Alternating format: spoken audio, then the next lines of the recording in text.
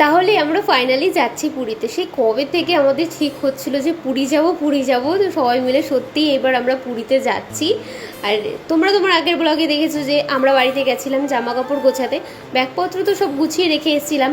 আর বাড়িতে তো মা বাবারা ছিল, মা বাবারা পরের দিন একেবারে মানে যেদিন আমরা আর কি পুরীতে যাবো মানে আজকে একেবারে ব্যাগপত্র নিয়ে আমাদের সব আর একেবারে গাড়ি রিজার্ভ করে তারপরে দিদিবাড়ির সামনে এসে দাঁড়িয়েছে। আর এইদিকে তো সকাল সকাল দিদি ঘুম থেকে উঠে গেছিলো, সব রান্না বান্না কমপ্লিট করে গুছিয়ে আমরা সবাই স্নান খাওয়া দাওয়া করে তারপর হচ্ছে বেরিয়ে পড়েছি। আর এই যে দেখো সবাই মিলে এখন আমরা গাড়িতে উঠে পড়েছি। আমরা হচ্ছে দুটো গাড়ি আমাদের বুক করা হয়েছিল, একটাতে আমরা ছিলাম হচ্ছে আমি, দিদি, রাই, সৌরভ আর আমার বোন।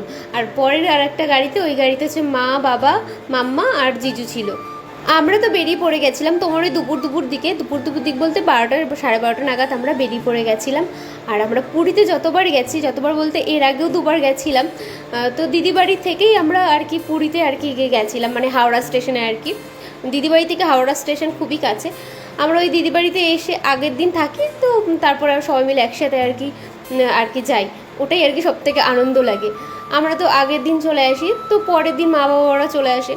তো যাই হোক, এই দেখো আমরা হাওড়া স্টেশনে চলে এসেছি। আর হাওড়া স্টেশনে এসে এখন আমাদের ব্যাগপত্র সব তোলা হচ্ছে।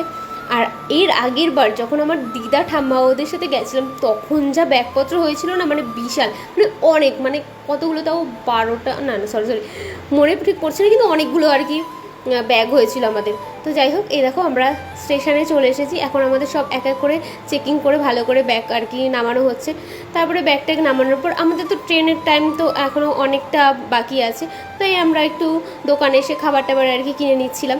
আর এই যে দেখো আমরা সবাই খাবার টাবার কেনা হয়ে যাওয়ার পর তারপরে আমরা বসে পড়েছি আর কি। বসে একটু অনেকক্ষণ আমরা তাও স্টেশনে অনেকক্ষণ বসে ওয়েট করেছিলাম। তারপরে এই দেখো আমাদের ট্রেন চলে এসছে।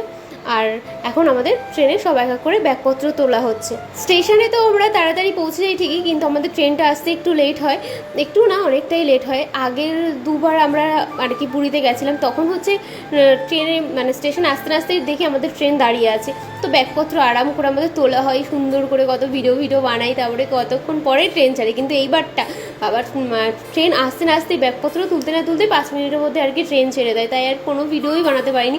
মনটা একটু খারাপ লাগছিলো যে কত কি ভেবে রেখেছি, কতদিন ধরে যে এই ভিডিও বানাবো, এই করবো, কিছুই করতে পারিনি। তো যাই হোক, ট্রেনে বসার পর কিছুক্ষণ বাদে আর কি আমাদের সব আর কি খাবার দিয়ে যায়। বাড়ি থেকে বেরোনোর আগে তো আমরা খেয়ে দিয়ে বেরিয়েছিলাম, তাই আর আমার সেরকম খিদে টিদে পাইনি। তো খাবার দেওয়ার পর কিছুই খেতে ইচ্ছা করছিল না, শুধু ওই স্যান্ডউইচটা আর কি খেয়েছিলাম। আমার আর কি কোথাও বেরোলে, কোথাও গেলে আমার না খেতে টেতে ইচ্ছা করে না, কেমন খাবার দেখলে কেমন একটা গা গোলায় আর কি, মনে হয় যেন মানে কোথাও বেরোলে আমার মানে উল্টো পাল্টা খেতে ইচ্ছা করে, কেমন মাখা টাকা খেতে ইচ্ছা করে, মানে শুধু মাখা টাকা যদি কেউ বিক্রি করে এরকম তাহলে ভালো হোক, কতই না ভালো হতো। আমি আবার খুব মাখা খেতে খুব ভালোবাসি, তো তাই কোথাও বেরোলে শুধু মাখার কথাই আমার মনে পড়ে, মানে এইগুলো খেলে দেখলেই, খাবার দেখলেই যেন কেমন একটা গা গুলিয়ে ওঠে আমার। তো যাই হোক, ওই স্যান্ডউইচটা খাওয়ার পর আমি কিছু খাইনি। তারপর আমাদের সারা আর কি ট্রেন এই ওই করতে করতে গেল, এই ওই করতে করতে বলতে মাম্মা তো এই যে ট্রেনে ওঠার পর এই যে বকানি ওর শুরু হয়েছে, ও ননস্টপ আর কি বক করেই চলেছে, ওর মুখ যেন আর থামছে না, চুপ আর করছে না, এত গল্প করছে। তারপরে আমাদের রাত 8:30 এরকম নাগাদ হচ্ছে খাবার দিয়ে যায়, তারপর আমরা খাওয়া দাওয়া সেরে নিই। তারপরে হচ্ছে আমরা 12টা 12:30 নাগাদ আর কি নেমে পড়ি পুরী স্টেশনে। তারপরে আমরা গাড়িতে উঠে পড়ি। আর গাড়িতে উঠে প্রতিবারই যেই হোটেলটায় এসে আমরা থাকি সেই হোটেলটাই আমরা চলে আসি। আর দেখ কি পাগল অবস্থা সবার হয়ে গেছে। তো যাই হোক, এই যে দেখো আমরা আমাদের হোটেলে চলে এসেছি। তো হোটেলে চলে আসার পর তারপরে আমরা এখন আমাদের ব্যাগপত্র নিয়ে আমরা এখন আমাদের রুমে যাচ্ছিলাম।